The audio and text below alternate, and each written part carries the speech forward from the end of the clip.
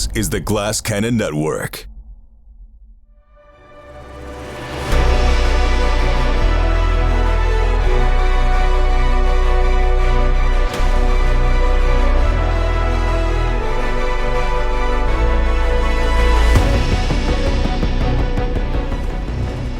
Press your space face close to mine, love. Freak out in a Dune Age daydream. Oh yeah. Folks, this is it. Episode 5 of Dune Inherit the Sand, our limited series playing Dune Adventures in the Imperium by our good friends at Modifius. And I'll tell you what, I got senioritis today. Oh, I'm going to be the happiest little clam in town in 2 hours. Not that I haven't loved every second of this, but homebrew is for the fucking birds. This is exhausting. This is... Well, you're killing it, Troy. Well, that's very kind. This is a thorny and tangled web you have woven. The only way I could have pulled off any of this is with this unbelievable cast who makes homebrew just slightly easier and less stressful. I mean, you guys have been killing it, but this is just not my preferred way of doing things. I'm an over planner. I like having everything over planned, and you just can't do it in a game like this. You can't. You kind of have to just read and react. I've got these little set pieces, but I hate things being messy, and with improv, sometimes it's going to be messy. But I think we've found a way to weave a very interesting, unique story together, and today is going to be the conclusion of part 1. Let me ask you, Becca, because I know you GM a lot on Good Time Society, and you're a seasoned game master at this point. What do you like? Do you like a pre-written scenario, or do you like to just bebop and scat and see what happens? I'm so glad you asked, Troy. I am filled completely with utter terror every time I run a game. So pre-written. I'm going to go with pre-written. Yeah. But I completely understand where you're coming from. Yeah, it's like even with the pre-written, you're going to add so much to it. But you have that backbone to fall back on. With this, and it's not that I even need it. It's that I want to feel prepared, even if none of that matters later. Yeah, no, it's important. You're hoping that the story that you're weaving together is going to find its way back. But like when you have it pre-written, you've got pre-written ways to get back on track. Skid, you're a lifelong gamer, lifelong GM as well as player. And correct me if I'm wrong, you hate doing homebrew, right? No, I do. Yeah, I don't think I've ever really done it. I have done it a couple of times, but it's just like I just don't trust myself to make something interesting from scratch. I like having some basis to work from and then fucking with it. Yeah. As opposed to just coming up with something for myself. I also apologize as I just saw a mouse. So is it Get him! Does it have giant ears? A prophetic image. Yeah. Bow down to him. He is now your ruler. You're in his house now. I am. I guess I got to move out. You have to burn the place down, unfortunately. So apologize for my distraction. Yeah, but you hate a homebrew. Yeah, I do. Yeah, I mean, it's like... not that it's not better, it's that we prefer to be lazy. Yeah. It's funny because sometimes doing homebrew can be less stressful because a lot of times, like, I think that when you're trying to stay true to a pre-published source, that's where a lot of the stress comes from for me too. So it's like if you know that like all this is yours and it's like it can go wherever you want, then sometimes that actually can paradoxically be a little less stressful. But yeah, I think there's a school of thought where people think, oh, if it's homebrew, it's so much easier because there's no way anything can be wrong. Oh, the party wants to go over there? Great, let's do it. Let's make it up as we go. To me, that's added stress. Ross, I want to ask you, obviously you're the whole gaming world is still relatively new for you, but you're you made your bones in the improvised Shakespeare company. So this is your thing, is improvising. What do you think? Like, obviously it's different as a player than as a GM, but how do you think you'd feel comfortable when it came to running things? I mean, I am currently playing a home game, or DMing a home game of Dungeons and Dragons. What's that like? Not on stream, just with friends. Playing at home? Wait, you don't record it? No, it's people not for dissect anyone's consumption. No one gets to judge it except the 5 people there at the table. You're not monetizing your leisure time? I'm keeping my hobbies like separate from. I miss home games. I know, I do too. Granted, it's been a while, but but it's like with Clinton Trucks and here's this cameo from my wife. She need to be in this homebrew game? Don't talk about our game. She gets to as soon as she wants to, which is not yet. I've never cracked a module. I've never looked at one even. So I don't. To me, it's just kind of an undiscovered country. I'd love to try it at some point, but I'm very much kind of homebrewing everything and kind of shooting from the hip. And what you described of like the freedom of like, they want to go to a tavern, so I'll make up the tavern is like very much how we do it. And for that reason, I think, some of the sessions are tight and fun, and some are a little more baggy. but I think that's fine because I'm blessed to, the friends are down to clown and do whatever. And most of the time the bagginess has to do with them just wanting to chew the fat with whatever random NPC just wandered into their line of sight. So it's I'm very much not a planner because I'm also lazy. Oh, well, I guess it's appropriate now that I mentioned the new $1,000 per month tier on our Patreon. Join Ross's home game. An improv master will run you through for the low price of $1K a month. Cool. Just let me wet my beak in that sweet $1K. Is that including plane ticket or not so much? Well, Ross, the minimum wage just went up. We'll take care of you. Great. Nora, I know you are standing at the precipice, ready to dive into the world of GM. I could see you standing there.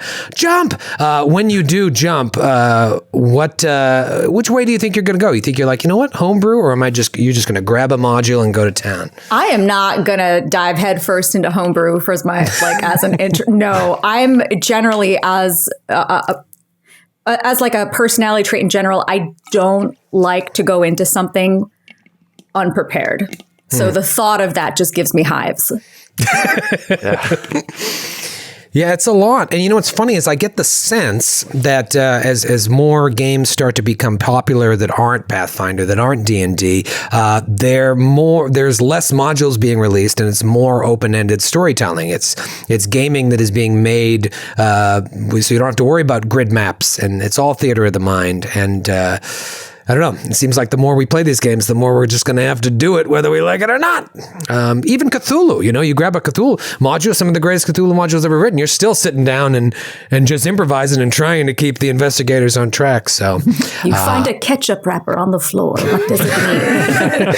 A mouse scuttles across the floor. One thing, I'm very excited to wrap up this story and have this stress relief and to hand it over to Jared, who only does homebrew, who not even interested in cracking a module. That is his jam, and so I'm so excited to see what he does with this story. And I don't think he gets nearly as stressed out as you do or I do. No, I don't he get loves that it. sense. No.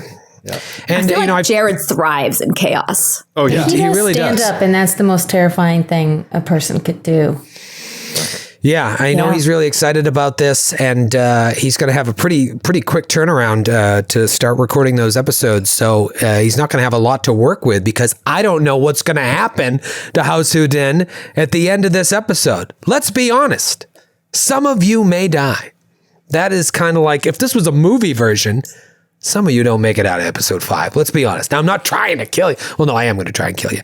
But just putting it out there. Some of you hope you're not too attached to your characters. They might not make it. Oh boy, We'll see you next week. Yeah, I don't know. I'll be interested to see. I think Jared, I'm going to have to, when we finish recording this, I'm going to immediately email Jared and tell him what happened, and then his wheels will start turning for when you guys start up. But I'm excited to see it. And last week was a real real barn burner. I had no idea how long that sandworm chase was going to take, and I didn't even know if it would be good. And I had so much fun. Usually I'm just like, that's so stressful. That was so much fun seeing the mechanics really come out. And I know they're chunky. They're chunkier than they seem, but I felt like we played it, found a good mix between the mechanics and the drama. So I'm going to be really interested to see how today goes. So you made it away from the sandworm. You got into the cave. Great use of creating an asset by Becca, creating this sort of stray Fremen. Like, come this way. Helpful Fremen. A helpful Fremen. Unfortunately, that complication led you to being surrounded by a whole sietch of these people who recognize Corrin and think that Corrin is just a deserter that left the Fremen behind to go work with these water drinkers. And, it got very tense there. And then you were able to use your training in set design to put on a bit of a spectacle and quell or calm these Fremen who are ready to just whip out their crysknives and go to town. Roll for razzle dazzle. Roll for jazz hands. A little bit of voice, a little bit of throwing sand in the air, and they believed you. But the Naib of that sietch was not naive. He knew what was going on here, but he wasn't going to let everybody know that this is just a Bene Gesserit trick, because he believed you, Corrin, when you said, we're all in this together, our paths have converged for a reason. And it made him think, perhaps that reason is the four of you dealing with this darkness that has entered their cave system. And perhaps this darkness that has entered their cave system is exactly what you are after. And we find out at the end of the episode that it is. Because as you navigate the cave system and they leave you behind and head back to their HQ, you find crates with weapons, you grab a laser gun and a couple swords, so now you're all armed. And then Corrin sneaks up to look around the corner, sees two Sardaukar soldiers opening a crate and throwing the partially decomposed body of Dresden Tyloris on the ground. And then Thurman Tyloris, the uncle, rolls up, sees you, Corrin, realizes you're not alone. Pharos comes up with a laser gun pointed at them. Mind you, if he pulls the trigger, it could kill everyone within a 3-mile radius. But then the real Dresden Tyloris walks out and explains that the one that you met at the Opera House was just a body double who had been his body double, his childhood friend, and had Tleilaxu's surgery to look exactly like him, training to sound exactly like him. And he was a sacrifice for some strange plan. Delessa stays hidden. Aurelia stays hidden until Dresden introduces you to his future bride-to-be. A young woman walks up, 17, 18 years old, looks exactly like Delessa, but just younger. She knows that Delessa is standing around the corner, calls to her. Delessa, hearing that voice, hearing that Bene Gesserit, Pranabindu conditioning, and the voice comes forward, and the woman introduces herself as Delessa's mother. Now, during character creation, you guys created the mechanics of your characters, and then I emailed you all and said, tell me a little bit about your character, a couple sentences, and then maybe a secret you don't want the rest of the party to know. Becca, what do you want to reveal about what you said to me, if anything? All I know about my mother is that she was called by the Bene Gesserit to work as a truthsayer. And in my mind, I don't know if I said this, I thought she might have gone to work for the Emperor. And my father was killed. And that's all that I know. And I haven't seen her since she gave over control of the house to me. Told me to take care of it. And now here she is, kinda. I think that she was older than 17 or 18. I was 14 when I took over. So I recognize her, but I haven't seen this version of her before. Yeah, it doesn't make sense. Your mother wouldn't be younger than you. She doesn't even really, I don't know what memory you have of your mother. Even in Los Angeles, could ever This much reversal. Not even on the planet of Beverly Hills. Beverly. She steps forward, and again, dressed in this clash of like traditional Bene Gesserit garb and these blue rubies. It is like royalty, she looks like. She's stunning. And she just looks at you, Delessa, and kind of shakes her head. And there's a true sadness in her eyes, a deep sadness that belies her age.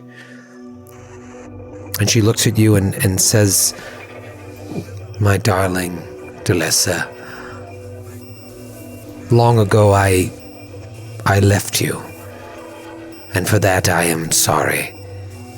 You were a child, my only child, and you deserved better. But you must understand, I had no choice, my dear. My womb belonged to the Bene Gesserit, and I was never meant to bear children.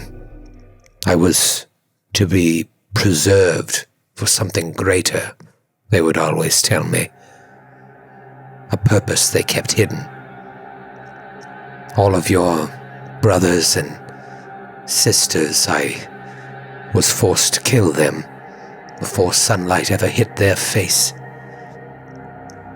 But in a moment of weakness, I went against the Bene Gesserit's wishes and had you. Many of us have made that choice, and no doubt many more will make that choice as time moves forward. Though you and I have powers that most would only dream of, I'm sure you know the sisterhood takes far more than it ever gives. Our lives are not our own. You know that as well as I. Nor should they be. We are in service to something much greater than ourselves. What do you believe that to be? In front of these others, I dare not speak it. You may speak freely. We are all friends here. Of course, it is our goal to create the rulers, to pull the levers through the means at our disposal. Offspring. And I am grateful that you went against your orders in birthing me. I don't know why, but I'm sure that will be revealed to me in time. Yes, at the time I didn't know why as well. But I felt as if I needed to bring you into the world. But then I just as quickly abandoned you. And so when I left to become Truthsayer to the Emperor, it was also not my choice. It was my punishment for allowing you to live. So I accepted my fate so that you could thrive. But the fabric of time continued to weave through eternity, and soon I saw a path, a new path than the one that was chosen for me. For though I was old, the Emperor took a liking to me. I could sense his lust in his every glance, and I allowed him into my bed, far from the Bene Gesserit's prying eyes. By the time they discovered this, I was too protected for them to hurt me. But what they could never know is that the child I bore would simply be a vessel to give me a chance at the life that was stolen from me long ago. Because while this body that you see before you, the skin and bones are that of your half-sisters, technically, it is I, my child, your mother. The abomination. The abomination. You stole their youth to create this vessel you wear? I suppose one could look at it that way, but we are one. I and the body you see before you. Sadly, the Bene Gesserit do not look kindly upon what they call an abomination. They would have me eliminated if they ever knew.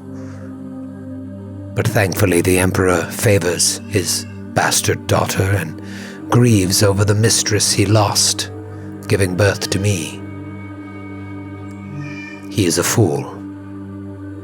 A powerful one at that, but he knows not even what I am. I think I understand. The other memory that is gifted to us. Should you have taken it on your deathbed and also your birthing bed, you would have enlightened the daughter to have a part of you. Precisely. And what is your purpose now that you have stolen the gifts of the Bene Gesserit in your solitary quest for survival? Well, this was the new path that I realized for myself that I was speaking of.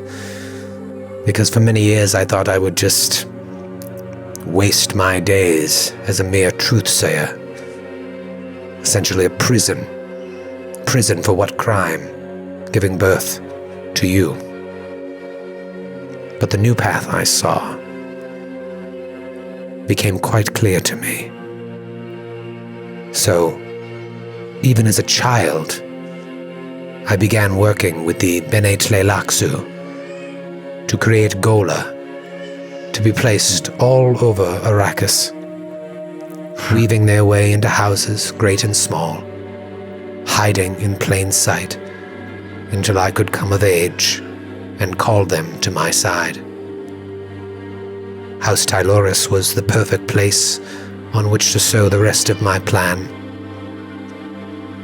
I knew I would always return here to Arrakis, with young Dresden now by my side.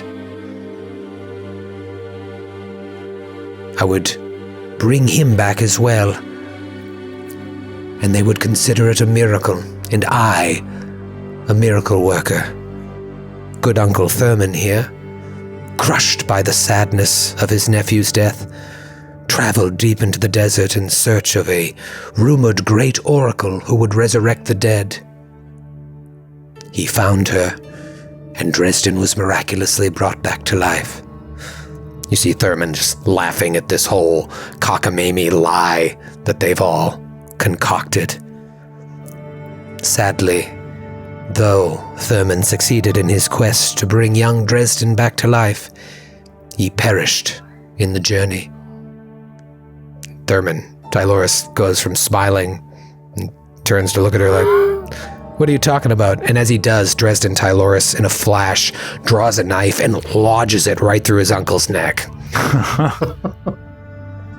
And Thurman Tyloris just collapses to the ground, just coughing up blood.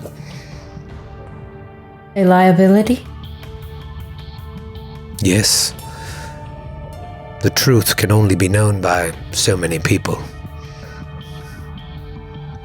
But now, Dresden and I can return to House Tyloris. They'll see their son alive, and I will confide in them that not only am I this powerful oracle that can resurrect the dead, but that together we will bring a child into the world, a child with the Emperor's blood inside of it, as well as Tyloris' blood. And Dresden and I will rule House Tyloris, and our child will rule the universe. And what of House Houdin?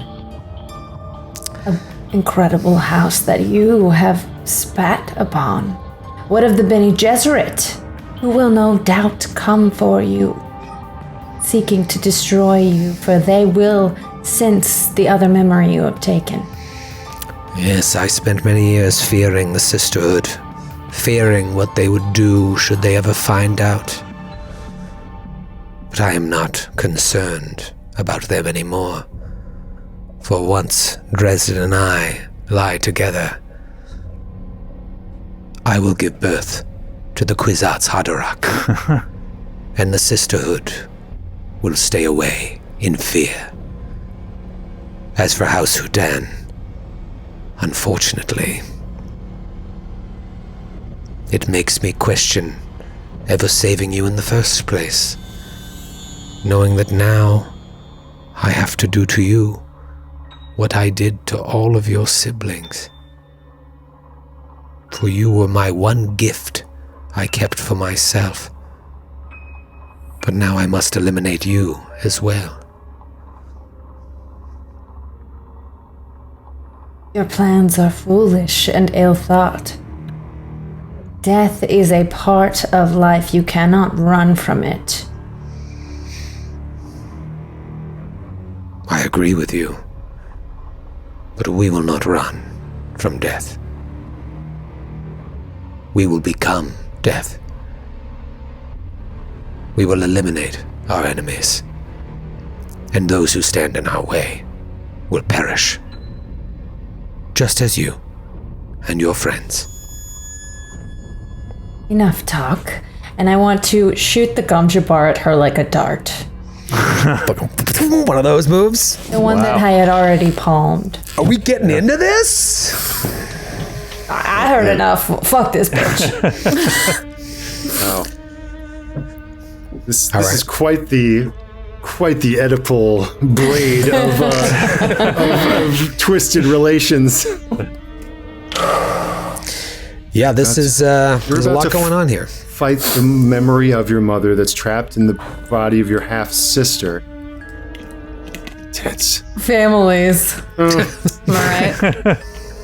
Thanksgiving. Always awkward.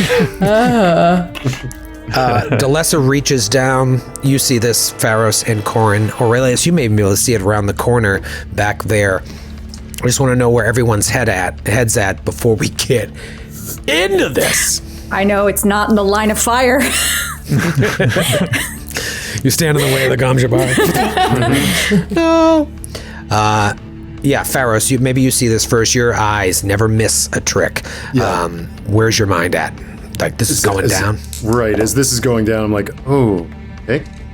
I'm also, and forgive me if I missed this, Troy, just to, like, if there's Sardaukar here, does that imply that the... Oh, right, I wanted to ask. Does this imply that the Emperor is involved in this scheme? Or that these are soldiers that have been turned to her faction? All she said is that the Emperor favors his bastard daughter, and so maybe he lets the Sardaukar travel with her. Now she may have other plans where she's like talked them into like, you're with me now. Okay.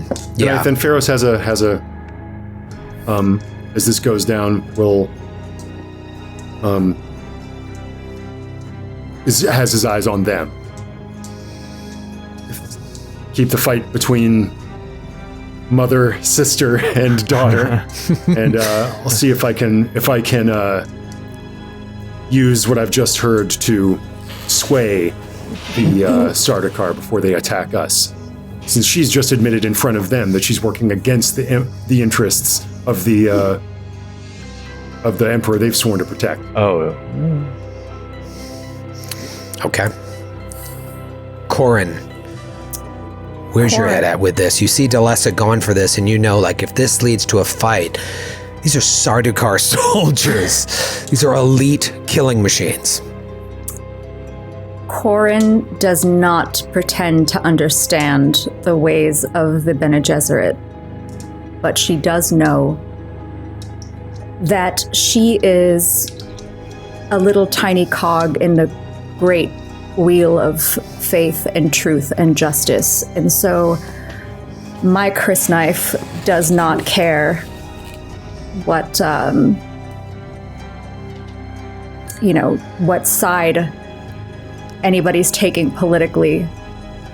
Corin knows that she has to protect her Duchess at all costs. And so if that be against her own mother, then so be it. Aurelius, I like to think that the way the cave works, you've heard all of this echo down the hallway as you're crouched behind the crate holding this long sword shakily. What is what are you calculating right now? Like the odds of survival? Like what is happening? It's an escape plan, I guess. I mean, he's not a fighter. This situation, I just don't know. I don't have a lot to offer. Unless they want to like listen and I had to a story or negotiate or something. I don't know. I will say one thing. They did just kill someone that could have helped them in this fight. If I die in this episode, y'all owe me a pre-gen because I'm not rolling up a whole other character. I mean, I'm sitting on a doomsday. I'm holding a doomsday device in my hand at this moment. So, like, I feel like that's a pretty good bargaining position. Yeah, the atomic option is still out there. I think you. Man, God, I don't know. Give me an understand roll here, because this isn't your jam. I'm sure if we got into it and you had to start rolling to fight, let the dice tell the story. Maybe you get a lucky stab in.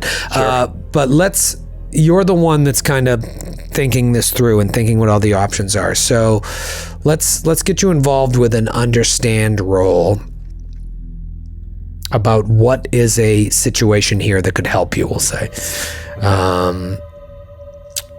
Just to give everybody an update here, last week we finished with 6 momentum and 5 threat. So this is the beginning of a new scene. You lose 1 momentum, so it's even Steven, 5 momentum, 5 threat. That seems a lot more in line with how it should be.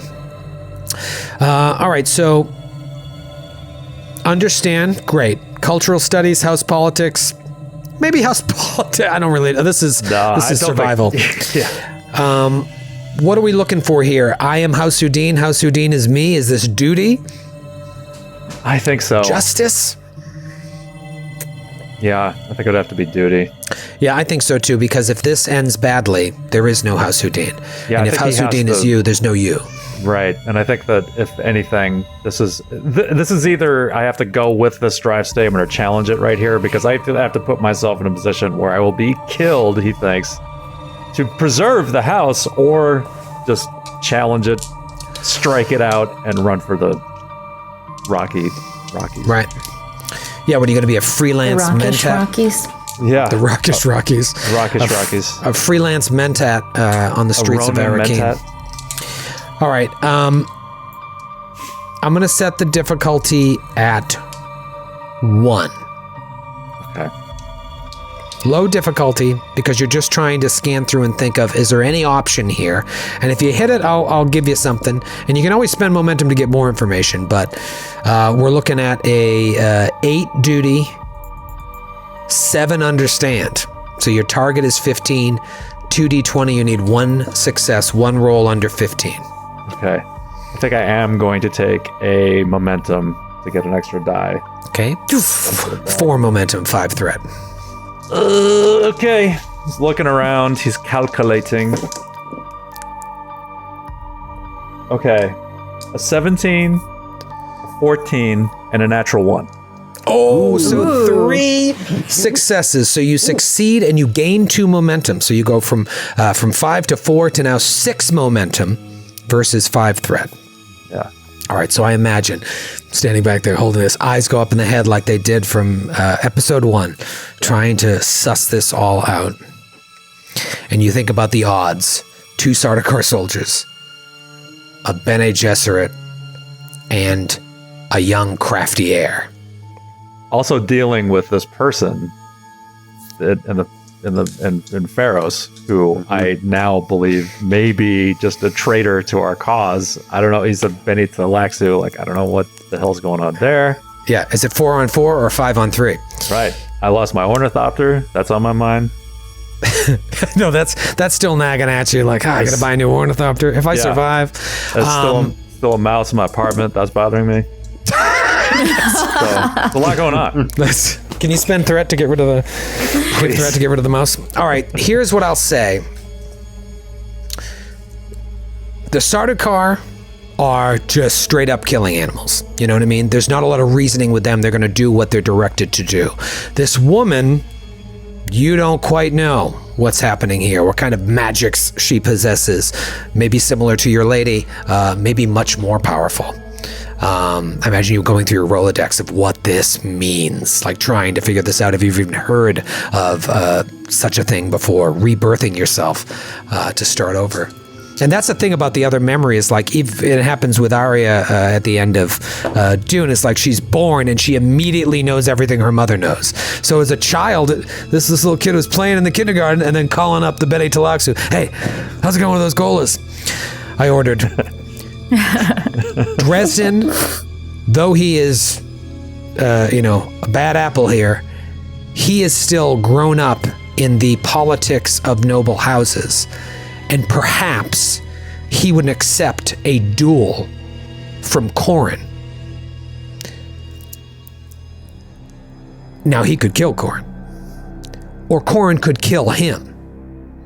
But even if Corrin kills him and the Reverend Mother here orders the Sardaukar attacked, at least you've bettered the odds. So there's a chance that maybe the old ways of doing things will reach Dresden's heart. Maybe he's too proud to not protect his future wife, rather than it just be a slaughter. And maybe you can play on that with your charm. Okay. So would this preempt the throwing of the Gom Jabbar or whatever? Yeah, I basically the way I put it is like Becca or Delessa reached down. Becca grabbed her Gom Jabbar, reached down to grab this, and it's just we froze in time. And Pharos was thinking his thing, Corrin was thinking her thing, and then you look over and you're scanning all these possibilities, and now you have a chance. And if you Delessa may decide no and just throw it, and Becca, you're going to have that opportunity. I did, before I entered this room, have it hidden in my palm, sort of magician style, sleight of hand. Yeah, so now you have a chance to maybe listen to your advisor, maybe not. What do you do, Aurelius, with this information? Okay, so just thinking about this in this instant, as his mind rifles through all these possibilities, he forces himself against every nerve instinct in his body, urging self-preservation out from behind the crates. He says, my masters, please, if I may. And he's he throws down the sword and he's like holding his hands up, shaking. He says, if you will allow me to propose an alternative solution to our problem, I believe that honor would insist that you would accept a challenge to a duel, would you not? It is only civilized. My mentat offers an option to your betrothed, dear mother. What do you think your mother's name was? I didn't want to name her. I wanted you to name her. Elenia. Elenia. Good name. Mm-hmm. Elenia.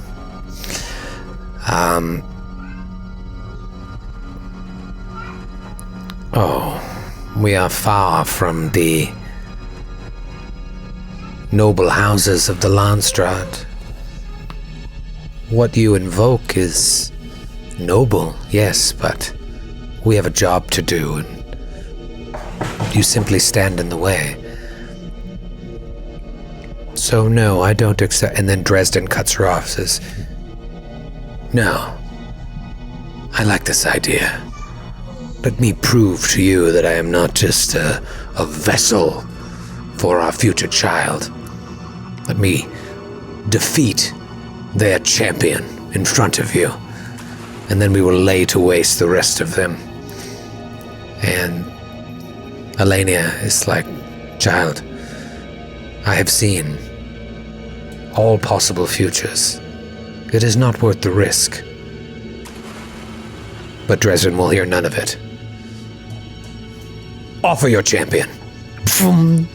Pulls out 2 blades. Aurelius picks up the sword again. I shall fight for you, Your Grace. No. See Pharaoh's just like, excuse me? Thank you, but no. I will wield my crysknife as I pat him on the shoulder. It's like just shaking. He got caught up for the moment. It's like, I admire your bravery, well, but I will handle this. perhaps you are right. Just remember that I offered. Yes. Slinks back behind the crate. Back behind his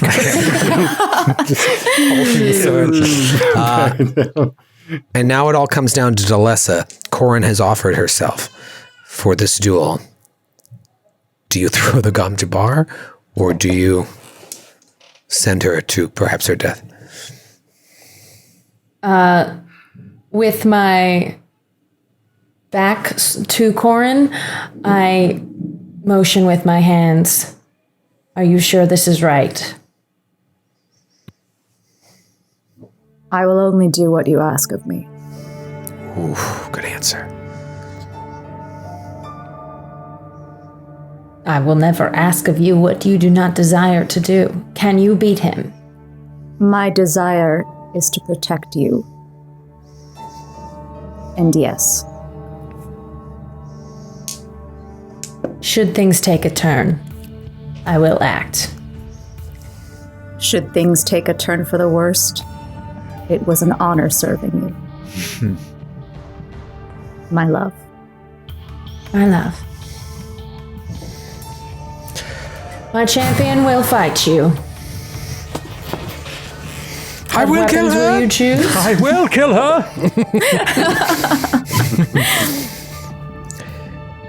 Let's go to the videotape here. It wasn't till earlier today that I even looked up the rules for dueling, because I was like, I don't want to add another complicated rule system to my brain. But the way things worked out, I was like, okay, well, maybe I can offer this up as an option. And so I've quickly made some changes here. But this is how dueling works, or at least how I understand it and how we're going to play it. It's similar to all the other conflicts we've done in terms of like zones and moving things through zones. The difference is it's just one person versus another person. And you have your left guard and your right guard. And you may have, for example, in Corin's case, she has a crysknife, quality 0 in her right hand. Unless you're left-handed, let me know. I am left-handed. You are. Nice. Is Corin? Oh, yeah. Well, great. So Corin... Anything to complicate your situation, Jordan. I'm all thrown off now. We'll see you next week. She's got a crysknife in her left hand. Dresden has a crysknife quality 1 in his right hand, and a little bodkin quality 0 in his left. So he's got 2 weapons, and you can use these weapons to kind of parry, deflect, knock a weapon away. And basically, and this is super chunky, but I think could be a lot of fun. You go action by action, like moving your weapons into other people's zones, moving boldly or subtly to open up their guard and whatnot, until you get your weapon onto their space. And then in the next move, if they have not done something to move the weapon out of your body zone, you then attack, and the attack turns into a contest. I also have a shield. You do have a shield. And so basically, when let's say you were going to try and move your crysknife into Dresden's left guard, where his bodkin is, because there is 1 acid in there of a quality 0, you need that ups the difficulty by 1. So you would move that to here. That would be a roll of difficulty 1 or 2. I'll look it up real quickly. But if you succeed, you get your knife in there. Now, this is where you want to like move subtly or move boldly, because if you move boldly and succeed, then you could move the bodkin. You could make him like faint and turn this way. And now on your next thing, you can move your Chris knife onto Dresden Tyloris. And if you regain the initiative, you can then attack his body. Does that make sense? Kind of? Yeah. Okay. And if not, we're winging this. And if not, we're going to wing it. It's a little chunky. Now, the only thing is, and I found this out when playing Cyberpunk, is like when the hacker gets to hack, it's just like, all right, now it's a 2-person show. And I don't want to do this, so I want to make sure between each thing we're checking in with the other players to see what they're doing or what they're thinking and, helping to narrate this. And I think it'll move quickly. Now, because he is a major character and you are a major character, it's not like if you hit his body and score, he dies. He has a certain threshold. This is a, whatchamacallit, extended task. So every time you score a hit, a successful hit, because your Chris knife is quality 0, you would score 2 points towards taking him down. Now, I'll tell you right now, Dresden has a score of 5, so you need to knock down 5 points until he is incapacitated. You have a battle score of 8, so your hit points, for lack of a better word, is 8. So you're going to be a lot harder to take down, but he's got 2 weapons, and one of his weapons is better. You can also spend momentum to try and temporarily for this combat make your Chris knife quality 1 so that you can at least match one of his weapons. A lot of different ways you can do this. Let's just see how it works. Now, the one thing I wanted to try and remember is like when you come in, the difficulty is how many assets are in that zone.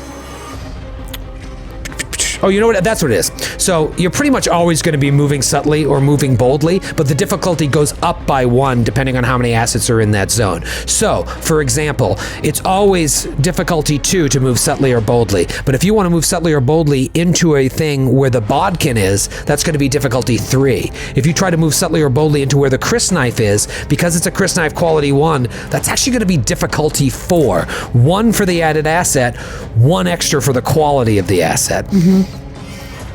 Let's just fuck around and find out. Let's do it. Now, normally it would be the player's turn to go first, but I'm going to spend 2 threat to immediately take the initiative, because the minute you step up, Dresden just, like a scumbag, goes to attack.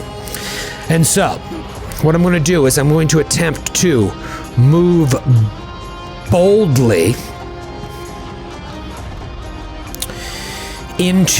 with my Chris knife. Move subtly with my Chris knife into your empty guard, your empty right guard. And if I succeed, I can then move. I then gain the initiative to move again, and then I could move in for an attack on your body, or at least move my asset onto your body, which forces you to have to either get the Chris knife out of there or let me attack you next round. All right, and then how does the shield? How does my shield work against that? So you have a shield that is going to add 1 difficulty if I try to attack your body, because your personal shield's on your body. That's going to give you a +1 difficulty. So instead of it being 2, it would be 3. And if you choose to, shame that comes with a Fremen wearing a shield. Whose side are you on? I'm fighting for you. You guys might get a kick out of this. I'm using some character sheets here. I'm using Fade Rotha from the book for Dresden. I'm using Lady Jessica for Elenia. And I'm using the actual Sardaukar soldiers, who are just ridiculous for the Sardaukars. So let's go with Federatha here. So I'm going to attempt to move my Chris knife into your right guard. That is going to be battle. These are pretty much all going to be battle and then a drive. Battle power. His power statement is, I deserve to have everything I want. 2 dice. Just going to do a straight up roll. I got to get under 15. I'm feeling confident. I got 1 success, but because it was a 3 under 7, that's 2 successes, so I succeed. The other one was a 17, so I rolled over. So I am able to move my crysknife into your guard here. And now, because I moved subtly, I can keep the initiative. So that's what I'm going to do. I am now going to attempt to move that same crysknife onto your body. Boom, keeping the initiative without having to spend any threat. I'm going to do the same exact thing, but I'm going to spend a threat to roll an extra d20 because I need to get 3 successes. And if I get 3 successes, I successfully move the asset there. If I don't, then it stays in your right guard. Here we go. Oh no, cracked die. I got a 5, which is 2 successes, and a 17 and a 12, so I got the 3 successes.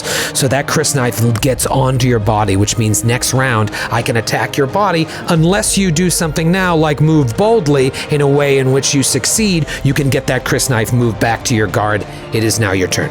I will move boldly because, and I say to him as he moved in quickly, "You fight with dishonor." As I try to, let me see, can I like parry away his knife? Yeah, absolutely. So you can move an asset. You could try and push it away basically by moving boldly. And while you do so, you could also slip your crysknife into his open right guard while you do that. Heck yes. Yeah. And I will also be using power and battle because those are my 2 highest. That's just smart. Yes. You don't want to use duty?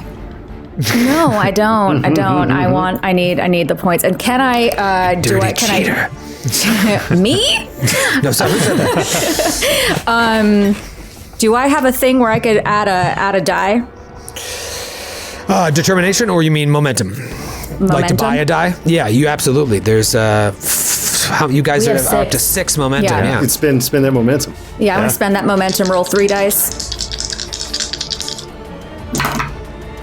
I rolled a 5, a 3, and then a 19. Okay, so that's 4 successes. So Yeah. you bank 2 momentum, you move your crysknife into his guard, and now you can move his crysknife either to your left guard or your right guard. I'm going to move to my left. Okay. Great. So you take the opportunity to kind of parry his knife away, and as you do, you lean past into his guard. So now you're 1 strike away. And I'll say, I rolled it where my crysknife, I had to get 3 successes because of your body shield. Because his crysknife is asset 1, it cancels your shield out. The bodkin would have to get 3 successes, but the crysknife only needs 2. Unless you change the quality of your asset. Let's go to the peanut gallery here. What is happening in Pharos' mind as he watches this? Pharos is watching, especially the young Tyloris, and it's like looking between the desiccated body, seeing now what he can't believe he didn't notice before, that this is the result of Lilaxu's surgery, and looking over Tyloris and just like almost like reaching out with his mind into how he might put on a similar face. Curious. What about the Duchess? I look at Mother Linnea and am watching her for any weaknesses, watching her. I assume she's watching the duel, and I move closer to her. Oh. What about Aurelius? Aurelius, he's trying to keep an eye. he's trying to splitting his focus between Corin and the duel, knowing that the outcome of this could determine whether they live or die. And he's keeping one eye on Pharos as well. So yeah, he's just doing this, using all of his mentat abilities to kind of process everything that he can see. Maybe he takes a nice little sip of Sappho juice. Get him going. Oh, I like that. Little Gatorade Sappho flavor.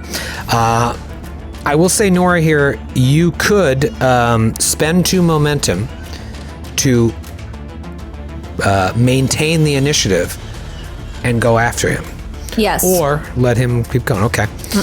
Yes. Okay, so... Doing that. Yeah, you've got the momentum here, so now you have a chance to go after his body with your Chris knife, but you also have to be wary of his other assets as well. Yeah. Can I up my Chris knife status? Yes, that would cost 2 more momentum, and you could increase the quality of your asset to 1. That's what I would like. Does that last for the whole fight, or is that... Yes, that'll last for the whole scene. Oh, okay, cool.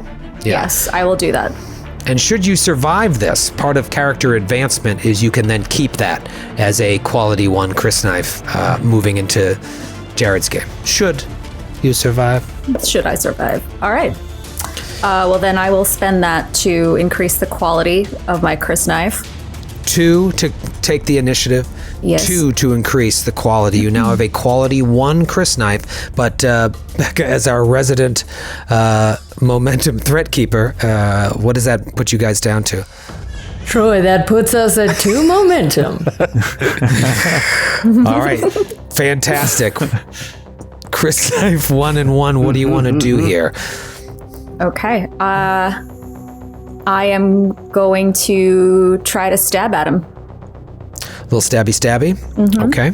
All right. So you want to move subtly, boldly, or just move on to there?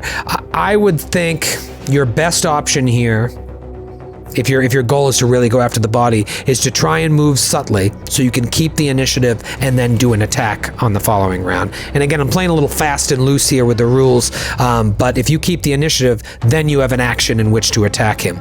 So moving subtly would make the most sense. Moving boldly would let you move there and attack next round, and if you succeed, you could move his Chris knife further away from your body, but it seems like you're going for the kill here. So I would say move subtly, keep the initiative, and then take that attack. Yeah. Okay. That's what I'm going to do. Difficulty 2, battle power.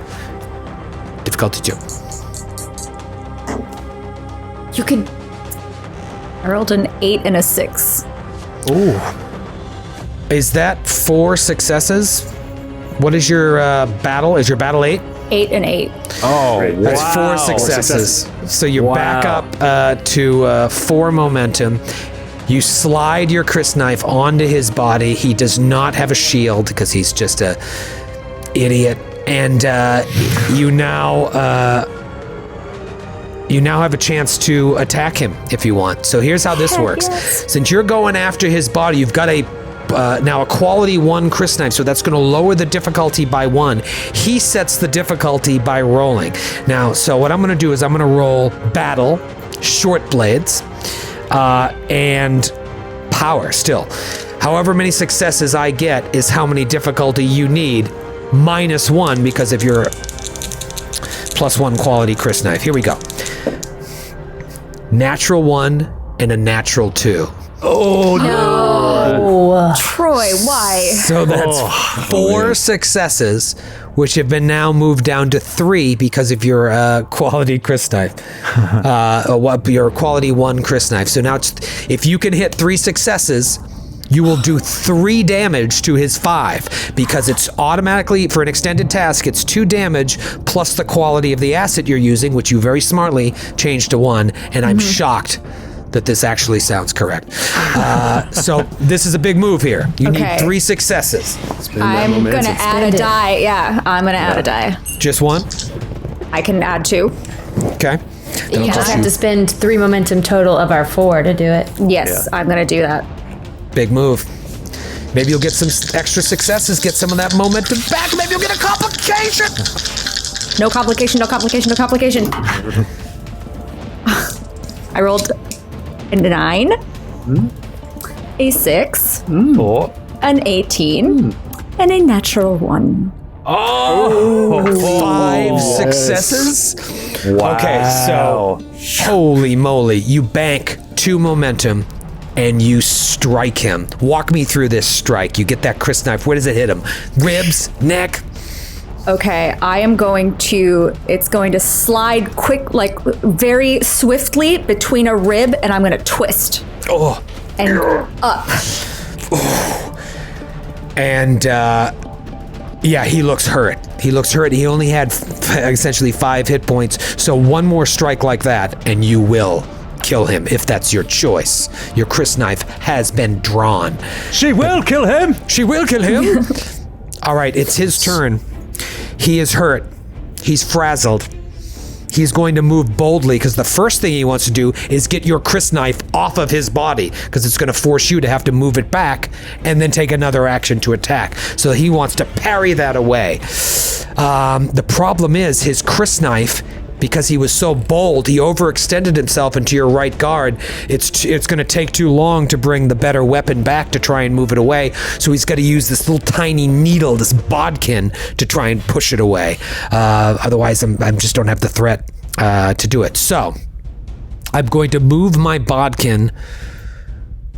Well, oh boy, what the hell do I want to do here? I want to move boldly. So I think I'm over-explaining it, but I think what I want to do is try and move my knife onto my crysknife onto your body, and if I succeed, I can move your crysknife back to my right guard. Okay. All right, I'm going to throw up. Here we go. Short blades, battle, power. I deserve to have everything I want. What a scumbag, and you thought he was so cool. That was Ethan. I will spend a point of threat to get a third die. How many threat does that put me at? Down to 3, I think. 3 threat? You were at 5. You spent 2 to take initiative, and then I think you spent 1 more doing something else on your other attack. I think you are correct. I did. I bought 2. Another die. So I'm down to 2, so I'm only going to spend 1. Shoot, I'm running out of threat. Can you guys start giving me some threat? All right, here we go. Oh, no, that's not good. I rolled a 15, a 19, and a 9. So that's only one success. Stuck in the shield. I will use a point of determination to re-roll 1 die. It's got to be under a 15.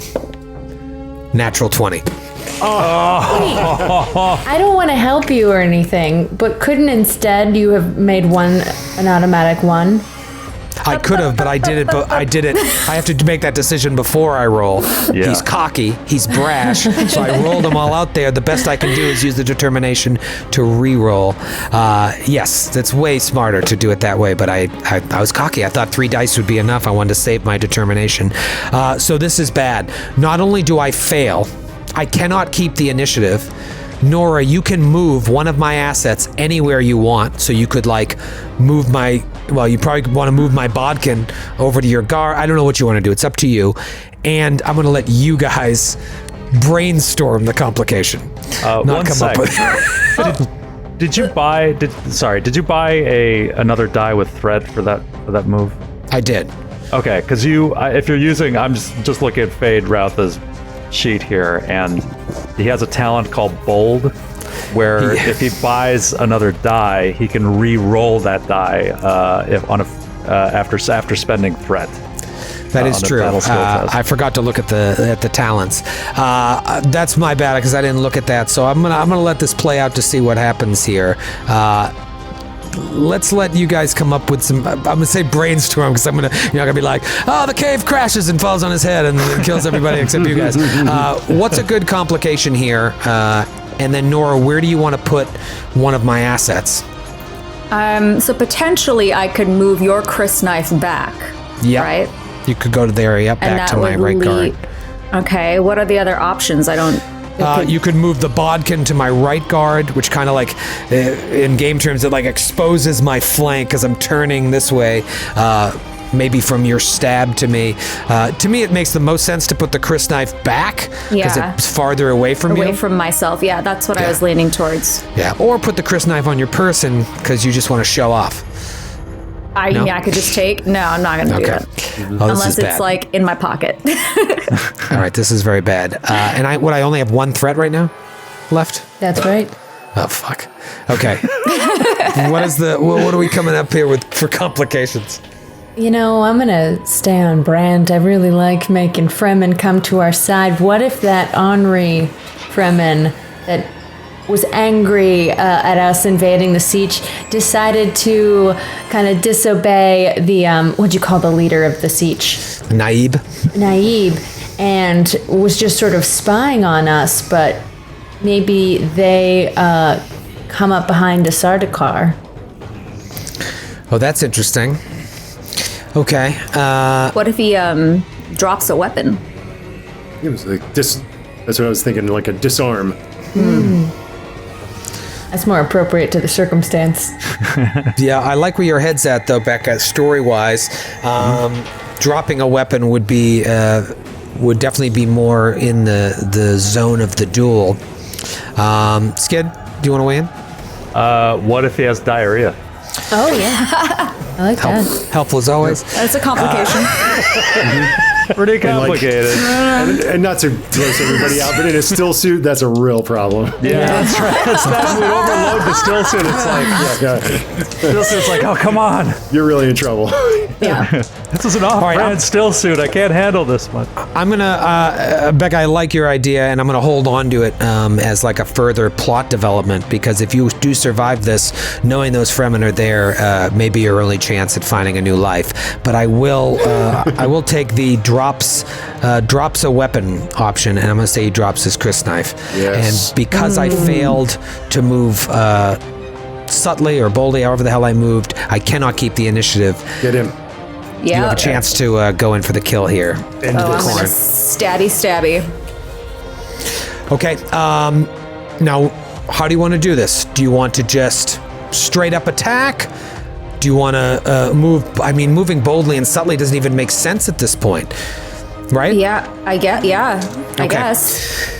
Right, you just need to go in for the kill. You don't have to worry about his assets. One's on the ground and the other one's a quality 0 bodkin. So, I'm going to roll to set the difficulty for you.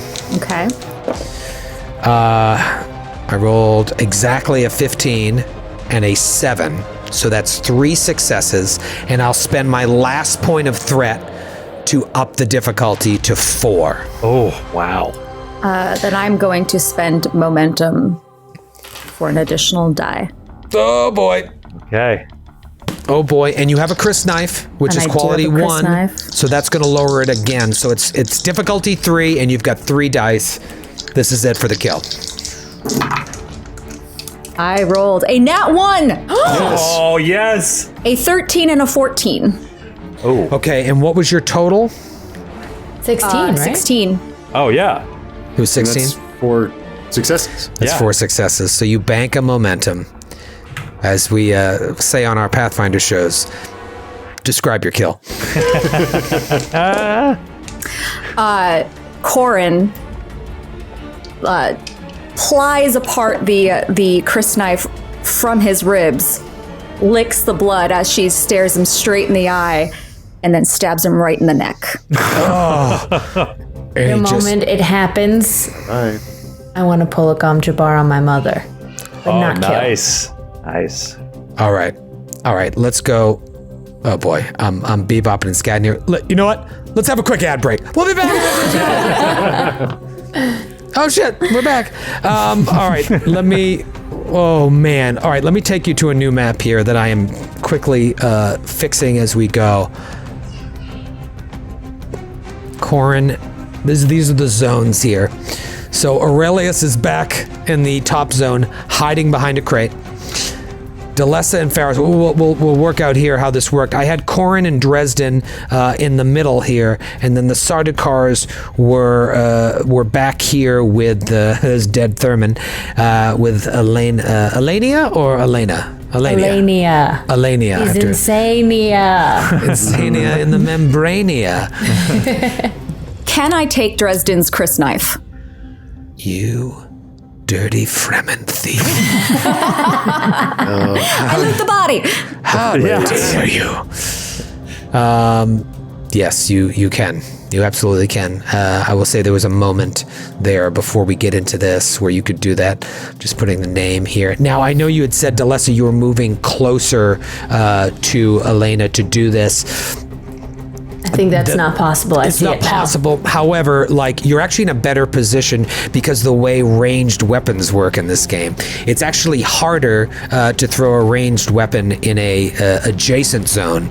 You add 1 difficulty if you're trying to throw a weapon in a adjacent zone. So it was more like from moving them from the back of this zone all the way up to the front, little flavor move. But now to throw that dart at her, it will not add 1d. It's just whatever she sets the difficulty at. Folks, this is the final battle. We're in it right now. Thurman is dead. Dresden is dead. Corin has just picked up his quality 1 crysknife. So you now have dual wielding quality 1 crysknives. Pharos has a gun. And there are 2 Sardaukar soldiers, the most elite killers in the known universe, and they are guarding Elena Houdin. I am going to let you start the combat, and I'm going to let Delessa lead because she's been holding onto that Gamba Jabbar since I started talking. Just throw it at her? Is that I think actually that was my intention, but I'm not sure. She is my mother. There are many questions I have if I get the chance to ask them. So I'm actually going to change my target to the Sardaukar on her right. Ooh. Now, a lot of different ways we can do this.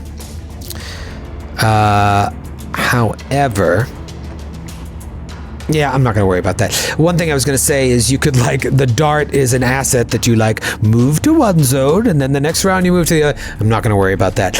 You could throw that dart directly at him. He's going to set the difficulty by his roll. So, oh boy, someone's going to die. Sardaukar, Aurelius in the back there, but Corin did not take a scratch, which is huge. Last thing I'll say here, above each of you, I don't know if you guys can see this, I've added what is your, for lack of a better word, hit points. You're all major characters, so you all have, it's all extended tasks to try to kill or incapacitate you. I have Corin at 8 for her battle. Delessa I put at 7, and I'll tell you why, because I think Delessa's most important skill in this situation is justice. I will protect those in my care. So 7 was more appropriate than your 8 score of power. I did the same thing with Pharos. Pharos, I made yours 7 for truth. Because knowledge is power didn't quite sit, and 6 is far too low. Aurelius, I gave you an 8 because of your duty. I am House Houdin. House Houdin is me. So, I have a question. Yes. I have a thing that says to fight someone is to know them. Do I gain any knowledge from this fight? You know that Dresden is dead. No, you know. Good stuff. You are. You That learn checks, yes. learning how they think, and when you win a conflict using the chosen skill, you gain 2 bonus momentum points. Woo! Oh, which nice. you may use to obtain information or to create a trait that represents some knowledge or insight you've gained about your opponent. So, you dealer's choice. Do you want the momentum, or do you got a cool idea for a trait here? I'll be honest, a creative trait here might tip the scales. Yeah, guys, what do you think? Good use of talent. I think How you do we have change to, the scenery? I think you have to spend them now. I don't think you can bank them. Oh, the Yeah. momentum bank, yeah. So yeah, let's do the trait. Any suggestions? Maybe it's knowledge about Sardaukar. Because I feel like they're the bigger threat. Maybe we can talk to Elena. Yeah, if can I gain knowledge of their defenses? Any weaknesses that they have? Yes. So they're pretty tough. But everyone is susceptible to poison.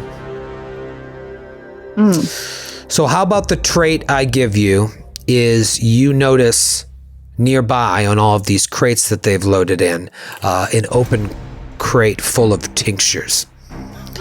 Oh. And I give the hand signal to Delessa. Yeah. Toss that on the old gom.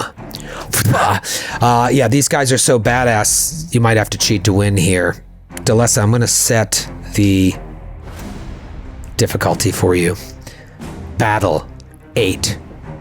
Duty, 8. Their duty statement, my knife is never sheathed. Here we go. Got to get under a 16. And anything under an 8 is 2 successes. I rolled an 8 and a 3. 4 difficulty. Right Wow. out the gate. Well, just a little bit of business. When I see Corin give me the hand signal of what's in the crate, Aurelius speaks a little hand sign, so I'll, behind my back, give that to our friend hiding amongst the crates. It's just a sword It's like a sticking game of out. telephone. Yeah, and then so we have 3 momentum and 0 threat. Rub it in. I'm not worried about giving you threat, but if I spend 1 momentum for an extra die, is it still just 1 threat for the first threat-related extra die? Skid, you seem to think no. The currency, it's Yeah, stacks. they're all basically everything's worth the same. They just have different names. So you would have to get 1 momentum and then 2 more threat to get a total of 2 dice. Okay. I'm gonna leave 2 momentum for you all, and I'm gonna give him 2 threat. Ooh. So you gain 2 dice. So you're going to be rolling 4 dice against difficulty 4. And tell me what skills you're using here. I am using. At this point, justice to protect those in my care seems good, but really, my whole intention, I mean, when I was speaking to my mother, I could have gone to her side and tried to convince her that I could help her in this, but really I think she's dishonoring the Bene Gesserit, and that goes against everything that I thought that I knew. So Your I whole think worldview completely shook. I think I must destroy her for the Bene Gesserit above all else. I mean, more than me getting out of this alive with my friends. That's what matters to me. So I think power. And wow, I wish anything but battle made sense I know, here. right? No, battle doesn't look as good. But if I Command. do kill a Sardaukar, that will inspire the F out of my companions. Get your communicate skill out of here. I'll let you choose between battle and discipline. I think that's okay. yeah. Discipline, sure. Yeah. You're commanding here. You're leading the charge. Yeah. I'm signaling to them that the duel is over and the killing time is now. Yeah. So, okay, discipline, command, and power. And one so of your together that's personality 15. traits is commander. So, like, you're really leading the charge here. You're letting everybody know the battle has begun. Kill or be killed. And hopefully Aurelius reads the poison is in the crate instead of the hoisin is in the mate. Hoisin sauce is in the mix. Why do we? Yeah. And now, just let me know. Did you put anything on your Gamja bar, or it's a quality 0 Gamja bar? Oh, I'd have to spend momentum to do that? We're all friends here. Oh, I put something on it. Okay. All right. So, without knowing what this tincture is, you can very quickly grab it and put it on there. All right. Go ahead. Although I believe the quality of it is that it is poison, and if it touches you, you die instantly. If it touches skin. I think you're right. Okay. Yeah, I mean, the difficulty's 4. You're spending a lot of stuff here. I mean, this is huge. Aurelius isn't going to kill these Sardaukar. Go for it. Let's see what happens. Let's see what happens. All right, I've got, I needed below a 15, and I've got a 4, an 8, and a 13. A 7 was my focus or below, so that's 1, 2, 3, 4 successes, and a nat 20. Oh, There we go. okay. Good news, bad news. Good news, bad news. Wow. Okay.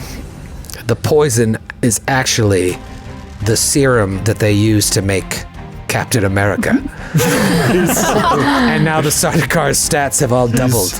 Ripped now. Is that fair? That's way worse than Hoisin. Yeah.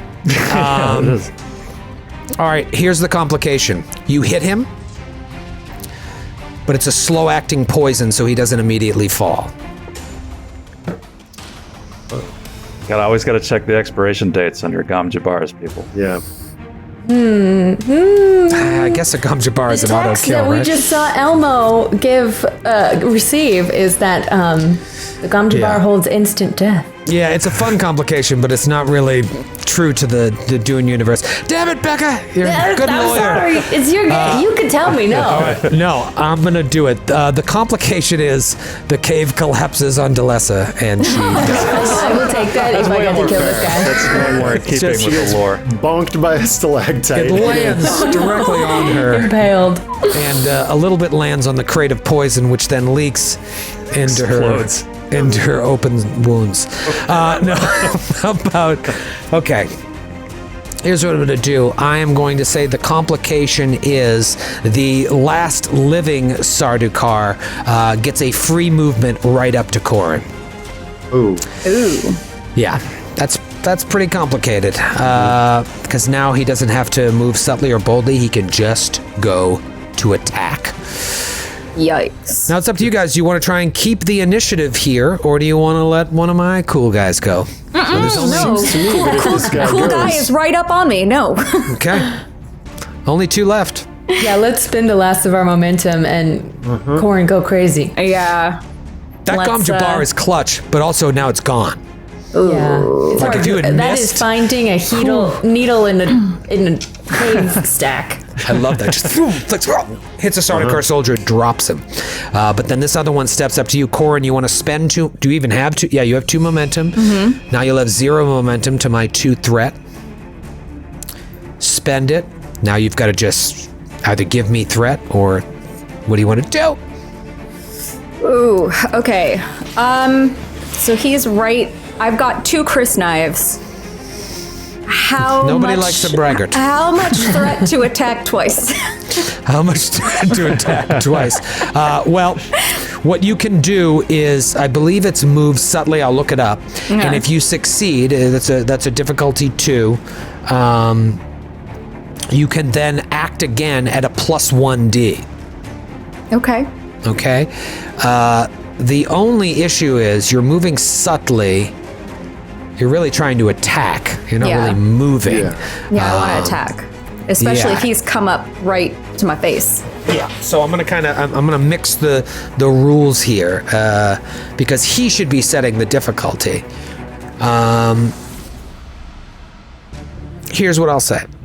I'll set the difficulty with the Sardaukar, and if you succeed, you can then attack again at a +1d. Now, the difficulty might be raised for you to do that, so I'll let you choose what you want to do. Okay, so 6 and a 2 on the dice, so that's 4 successes. You can either just try to straight up attack him at a difficulty 4, and if you succeed, you'll do 3 points of damage to his 8 hit points because he's a badass. This isn't a 5 hit point Dresden Tylors. This is an 8. Yeah. That's 4 difficulty. Or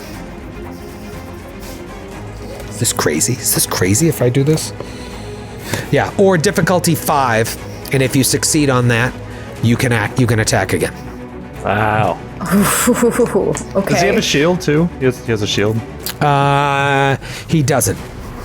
This guy Not doesn't. have a shield. Well, let me see. Shoot the lace gun. I know he does have a shield. I'm sorry. That's That's what I said about the Sardaukar. Somebody's good anyway. Yeah, no. He's got a shield. Oh, yes, he's got a shield. It's quality 0. Just making sure at the start of a duel to increase the martial quality. Okay. Yep. Someone could disable that. Yeah, but the blade's going to get by the shield. The shield is there to prevent the laze gun more than anything. Lasers. Yeah. Yeah, and this isn't a duel. This is a straight up skirmish. So difficulty 4 or 5. What do you want to do?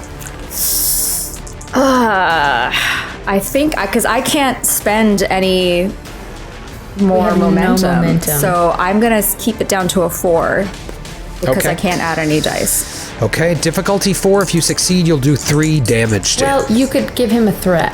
Yep. Don't forget about determination too. If you have that and you're using something that is in line with your drive statement.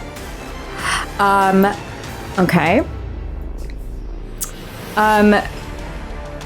Power. I mean, power comes out of knife's edge. Yep. Yep. So I can use that.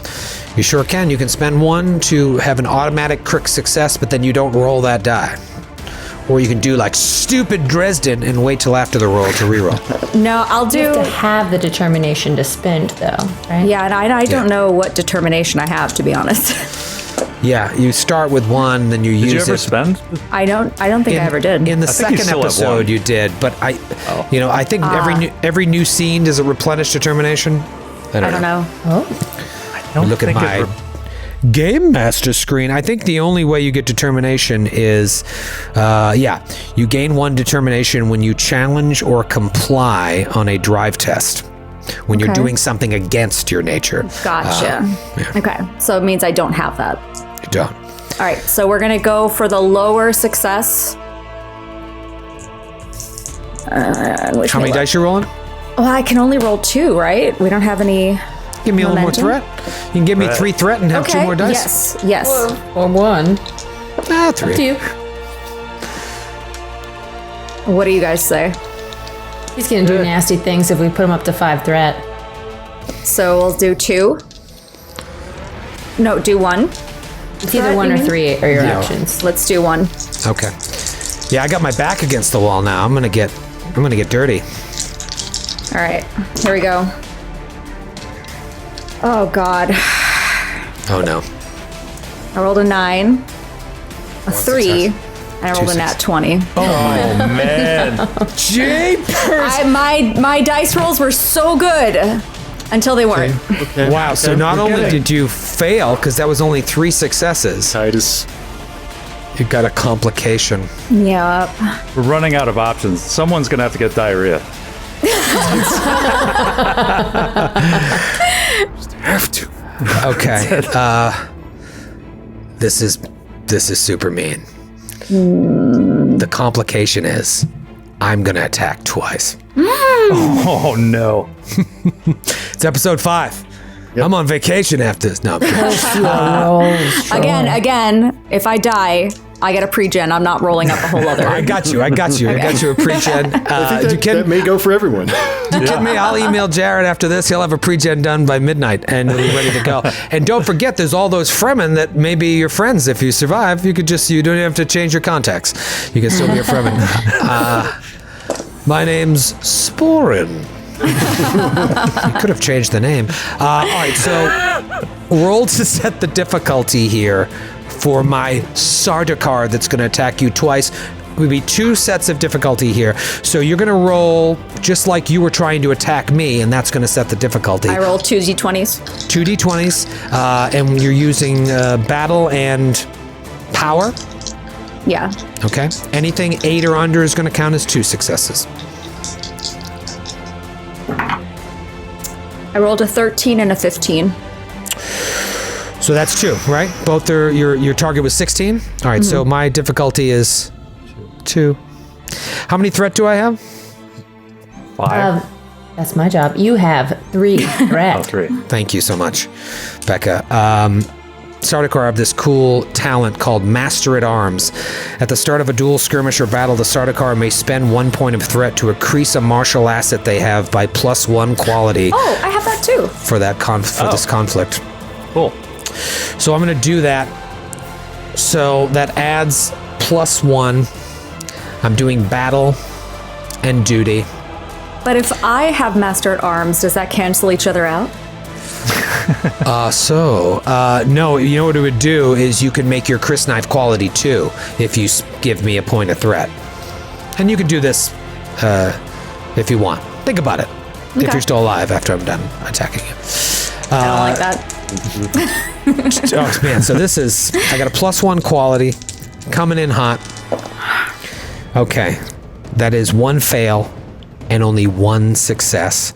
Yes. It will go up to 2 successes because of the quality of my blade, which is enough to do damage to you. No. Plus 1 blade, 2, so you take 3 points of damage. You go down With to my 5. shield? Your shield. Your shield will cancel out something. We'll say the shield cancels out 1 point of that damage. It's very loosey-goosey here. So you take 2. So you go from 8 to 6. But because of the complication, I get to attack again. Same situation. A 19 and an 11. So same thing. You take 2 points of damage. Oh, man, half down. Okay. All right, so you're down to half. That could have been a lot worse. Yeah. How rapid is rapid recovery? Not rapid enough. All right. Do I want to spend 2 points of threat to seize the initiative and let Elenia go? No. Nah, you don't need to do that. No. Does Elenia have a Gom Jabbar? She can just throw at Pharos? Oh, that was a whole asset. Kill him? Let's see what the Lady Jessica has. She's got a lot of cool stuff. She's got the voice, hyper awareness. You know what? I'm not going to seize the initiative. I'm going to hold on to my threat and let one of you go. All that's left is Aurelius and Pharos and Elenia in this round. Did you spend a threat in that Sardaukar attack? I did to up the quality of my weapon. Right. Pharos has a gun. Ferris has a gun. Now that the Sardaukars moved out of the way, do I have a clear shot at Elenia? Sure do. Does she have a shield? No, man. She's got a pretty dress. But she's a god! Right. Yeah, you shoot at the devil. You best not miss. That's right.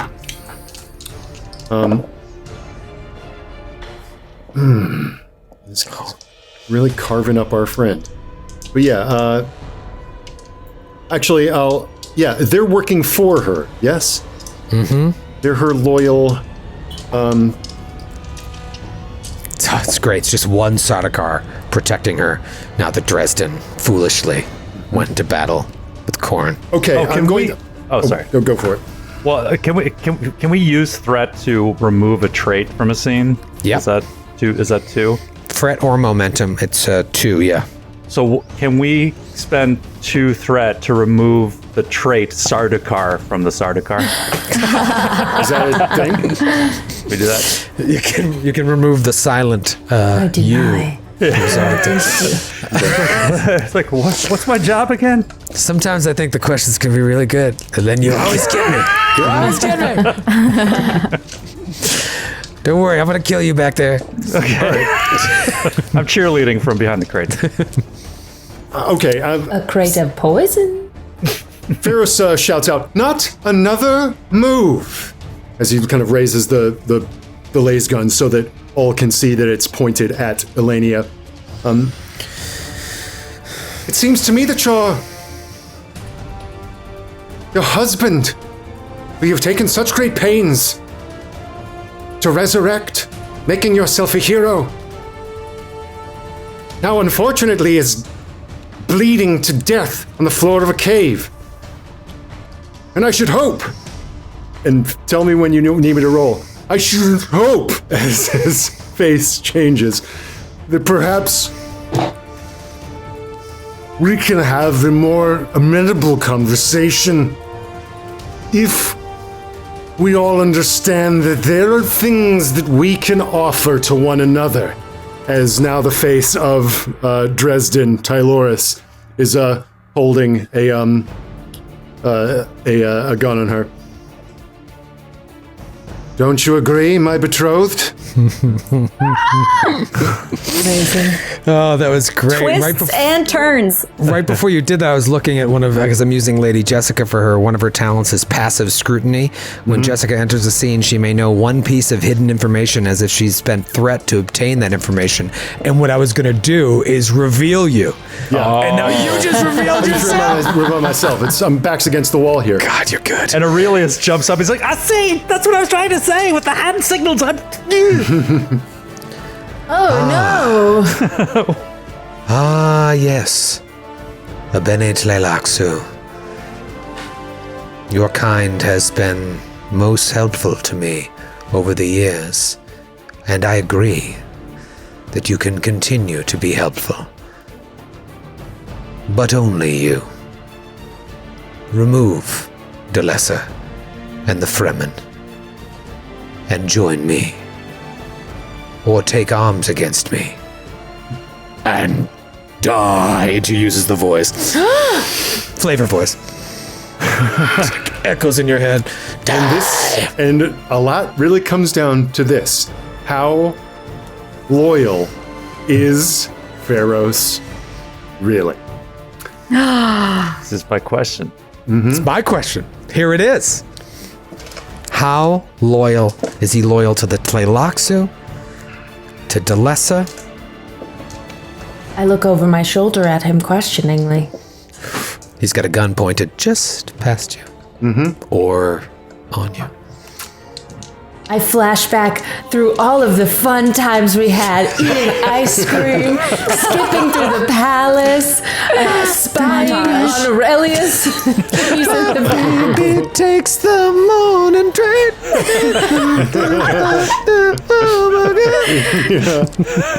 Okay. There is part of me. Now, Troy, I feel as though this is a moment where, like, yeah, he's spent years in this role. And to the point where, like, he might lose himself in it. But I think, like, ultimately, always, he's a tool for the faction that made him. I'll propose something to you, and you tell me if this is dumb.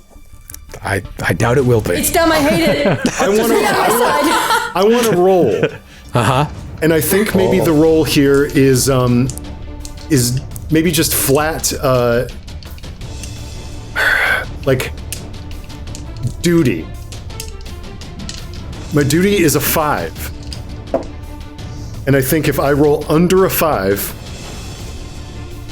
my allegiance is with House Houdin, that I've gone native. But there's a much greater possibility that that my conditioning takes over. The way these things work is I'm like a human time bomb. At this moment, perhaps, like, the conditioning of the Tleilaxu wakes up, and I realize that I was put here for just this purpose. Manchurian candidate. Exactly. Yeah. And so this roll will decide. Worst case scenario. Does this sound right? Oh my God! I mean, the odds are so stacked The odds against are House terrible Houdin. for House False Houdin. pitch. I roll a difficulty, and you're on my side if you don't beat my difficulty. It could come down to how persuasive you've been over I this can time. use the voice on you. Yeah. So much ice cream.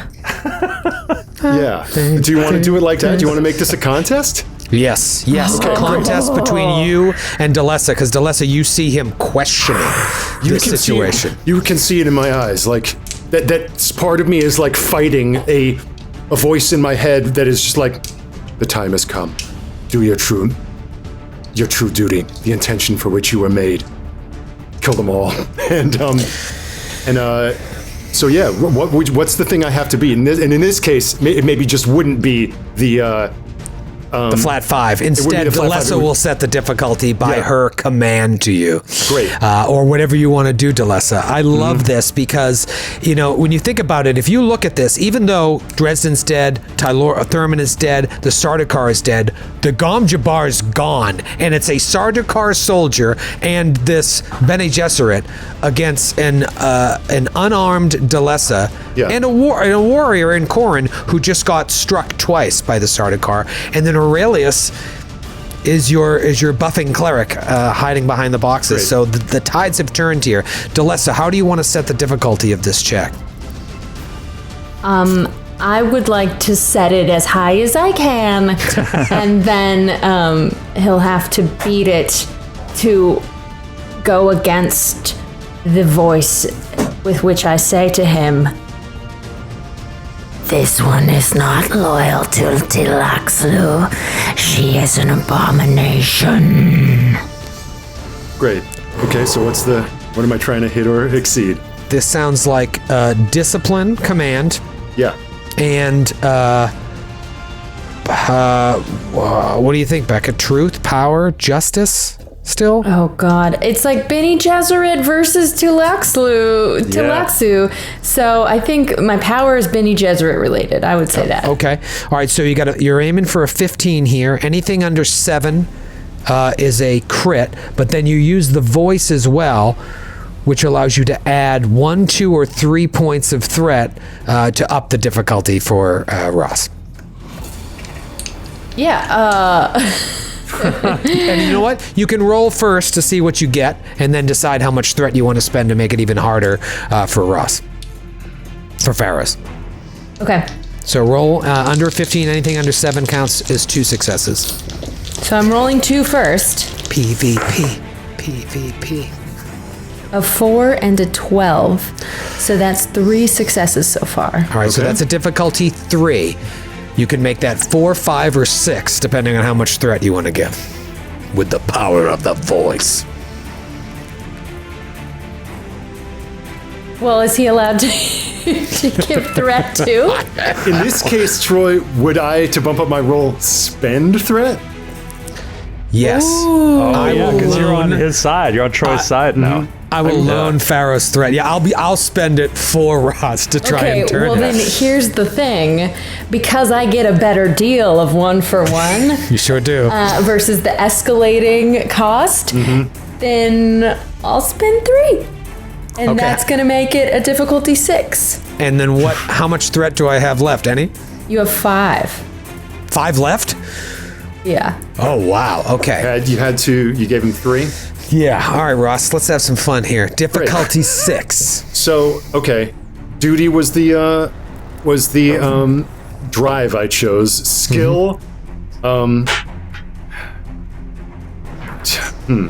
Is it your face dancing or no? Wait. Where are you here? For the skill, I actually think this might come down to understand. Yep. How much does he understand about what he truly is and what his heart and mind really tell him? Is he just a weapon?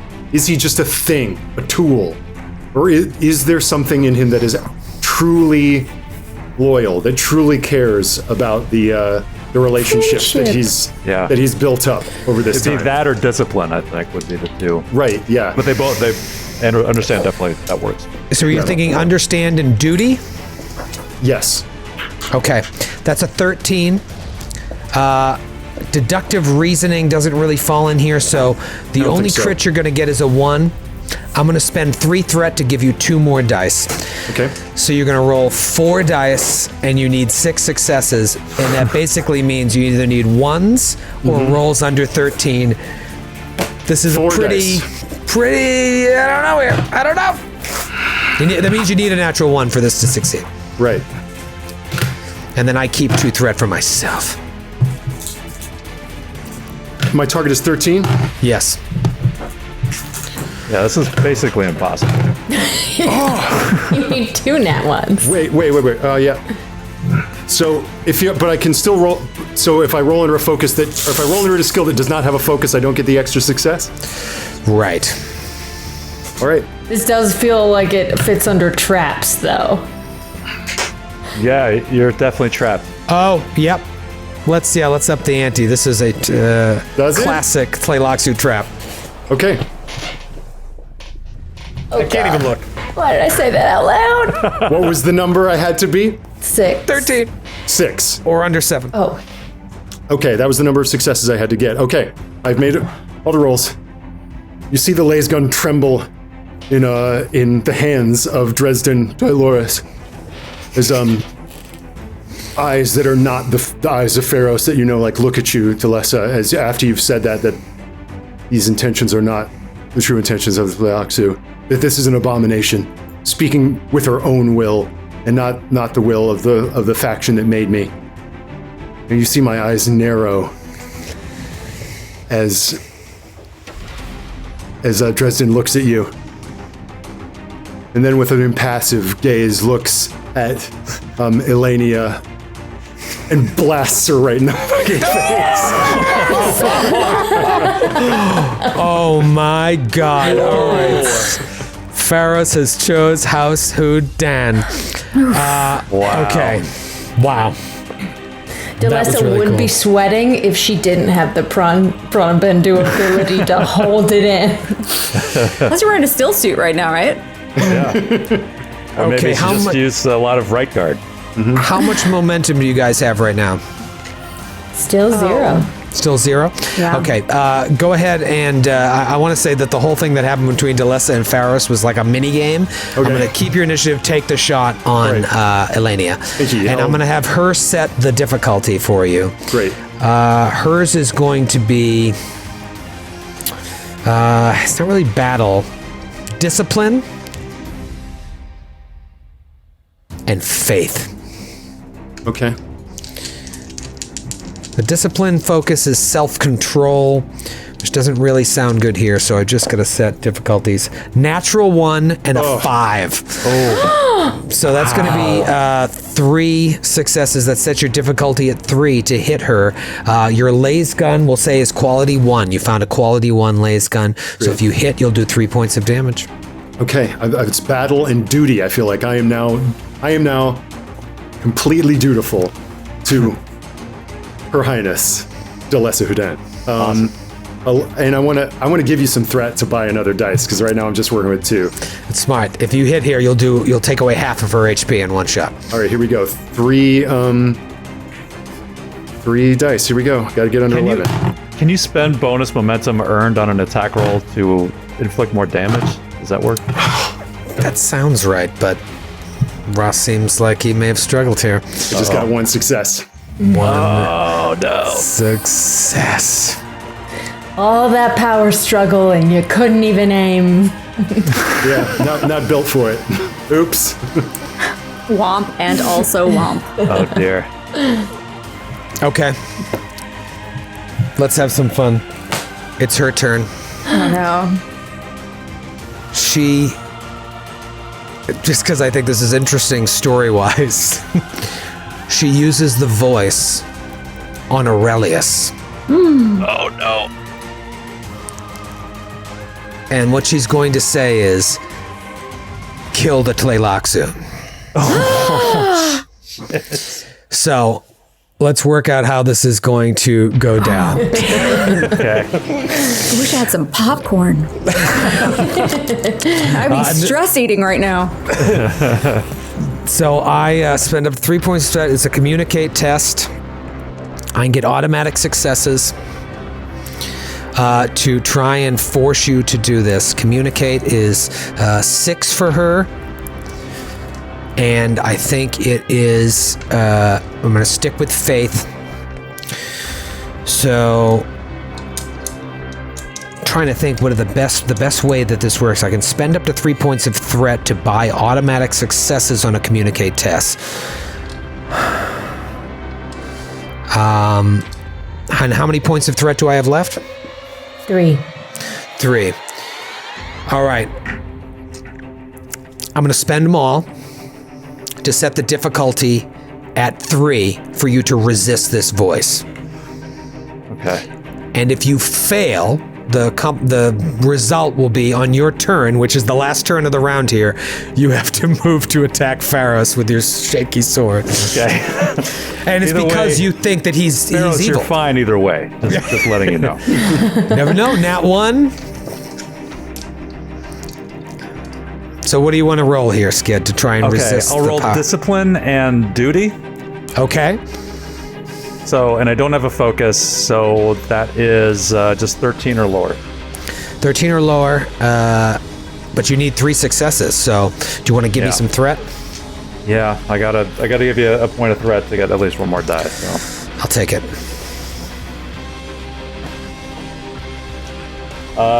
That's 2 successes and a nat 20. Oh my gracious. Man, you are red hot with those nat 20s. Yeah. All right.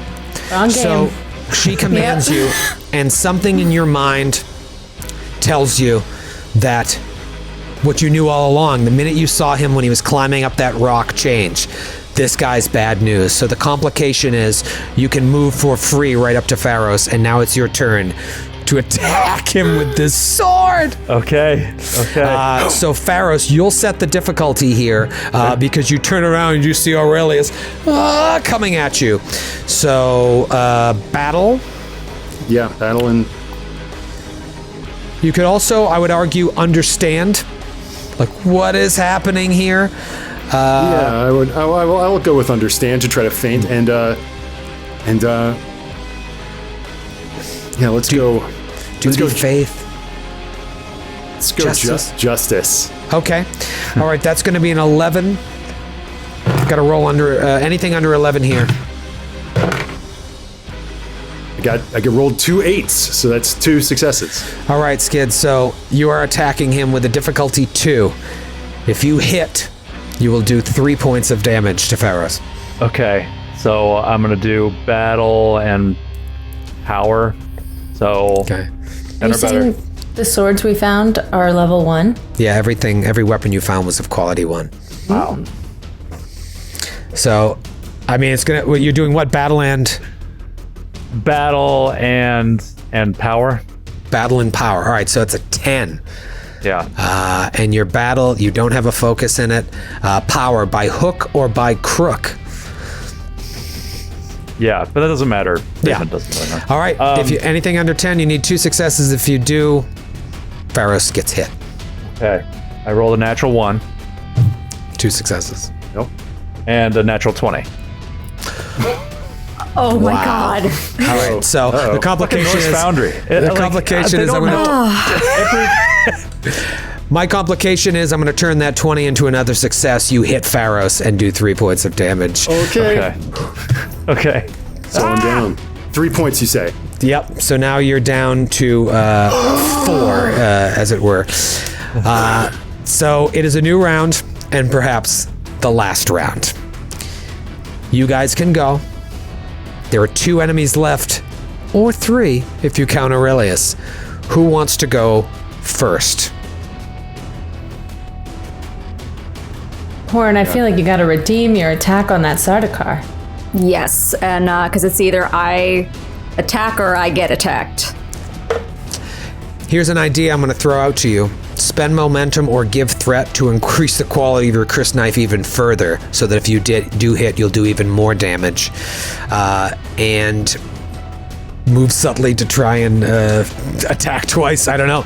It's tough here because Pharos can't shoot him, and Aurelius is playing for the wrong team. Yep. So go ahead. Do you need to move because you were already I'm already there. Combat range with the Sardaukar? Oh yeah, you don't have to move subtly. You just attack and then seize the initiative to attack again at a +1d. Yes, that's what I'm going to do.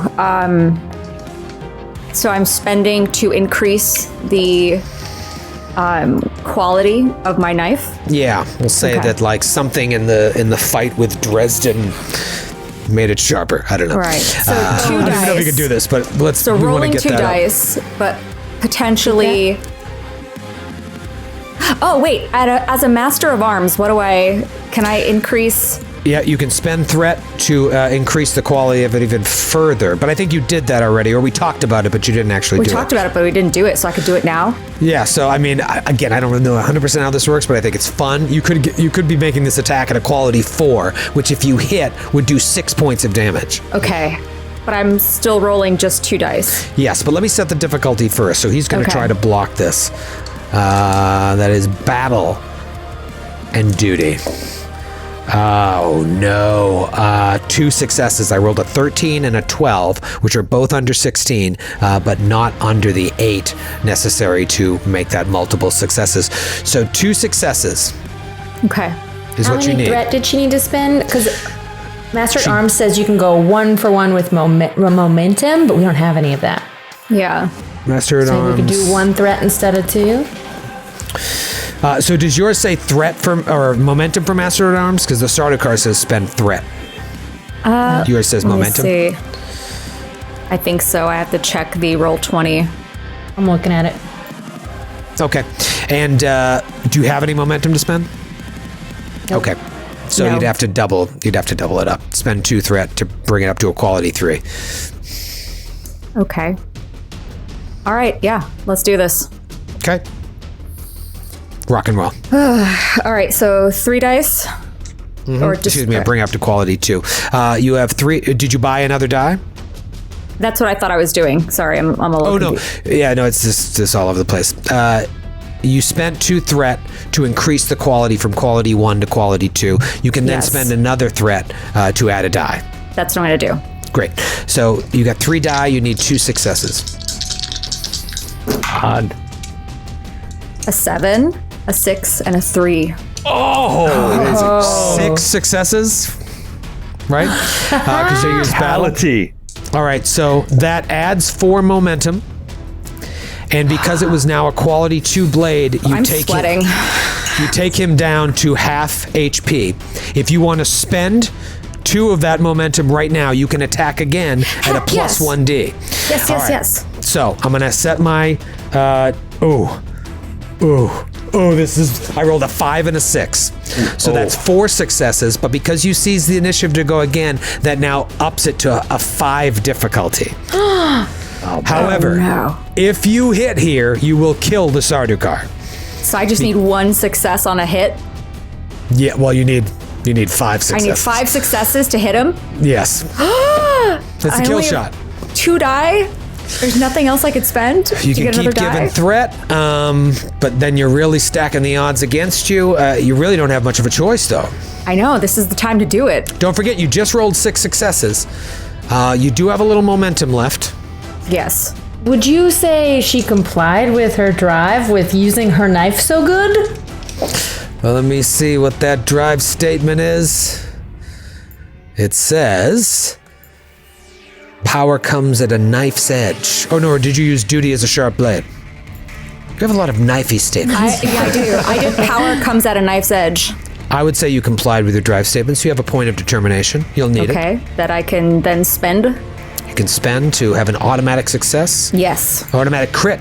Automatic 1. Automatic crit. So that's Okay. 2. Yeah. I'm going That's to do 2 that. out of the 5 that you need. Okay. I'd say you want to buy at least 2 more dice. Yes.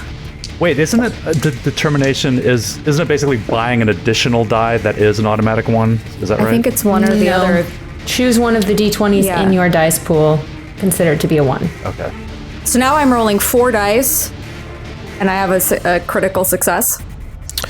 Yes. So you're going to Okay. only roll 3 dice. Because you Okay. bought 2, 1 is a natural 1. 3 dice, you need 3 more successes here. And you killed a Sardaukar. Oh, I rolled a 3, and a 15. Okay, so that is 5 4. more successes. 3, 3, 15. So that's 2, 2, 4, 5 successes plus 6, 7 successes. So you bank 2 momentum and you kill the final Sardaukar. Yes! awesome. Wow! I'm sweating, you guys. I don't. Okay. So yeah, Corin dual wielding her Chris knives. You see him in an X in her hand, and she slashes forward against his neck. And just lops his head off. Yeah. You just killed 2 Sardaukar, this team.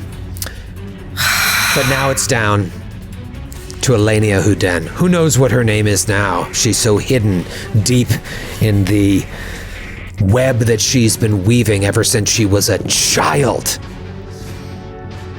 This is going to be nasty. Can I appeal to her reason? Oh, we went twice. Never mind. Let me ask you this. How much threat do I have?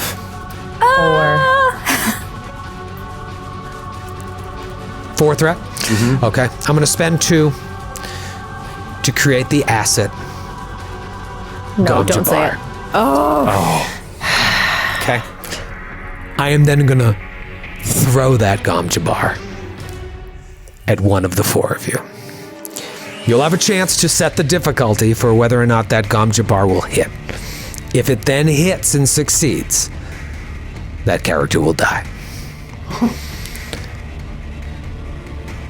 I kind of want to determine who it hits randomly. But this is so awful. I'm gonna let Duchess Delessa Houdin randomly determine who gets hit. Oh no. Becca, you are 1 on Heavy a D4. is the head that wears the crown. Becca, you're a 1 on a D4. Corin, your right-hand woman, is a 2. Pharos is a 3. And Aurelius is a 4. Before you roll, I'm thinking about this. I'm thinking about all the possibilities. My gut reaction was like, I want it to be Delessa because that's mother as reborn child kills daughter. Horrible. But then I'm like, no, Corin. It's got to be Corin. Kill the lover. That is, it's equally horrible. Then I'm like, Pharos. Pharos just made the ultimate decision for good, and then he dies. And then, oh no, Aurelius goes down, the most innocent one in the bunch. Like literally, it wanted nothing to do with this fight, and he dies. So it's horrible no matter what. Becca, it's going to be a 1 for you, 2 for Corin, 3 for Pharos, 4 for Aurelius. And again, it might not kill, but still not good. Heavy is the head indeed. Yeah. Okay, 3, 2, 1. It's a 4. Aurelius. Oh no. Oh no! I'm helping her. Why is she killing Our sweet Mentat boy. Whose team is she? All right. She's That'd be an accident. saving me. It was going for Pharos and just flew past and didn't realize. All right. You do have a chance to save yourself here, Aurelius, by setting the difficulty for her Gom Jabbar toss. Okay. You have, tell me what you want to use here. I'm open to anything. I'll do, can I do move? Because I have the grace focus. Yeah, it's a low score for you, but you get that added bonus of a 5 or under because you're trying to gracefully move out of the way as you're coming to from being possessed by the voice. So yeah, Right. move and then And oh gosh, power power by hook or by crook. I don't know. Yeah, it doesn't not work, you know. Yeah. I would also argue for duty, you know, Yeah, because if you are House Houdin is you, Yeah, and that's this is true. life or death. That's true. Okay, we'll do duty and move. Roll 2d20. Anything under a 13 is a success. Anything 5 or under is 2 successes. Did he roll another natural 20? I rolled a 7, which is 1 success, and then I rolled another natural 20. Thanks a lot, Okay. Ghost Founder. You guys, I love All you right, guys. so the difficulty is 1, 1. and there's a complication.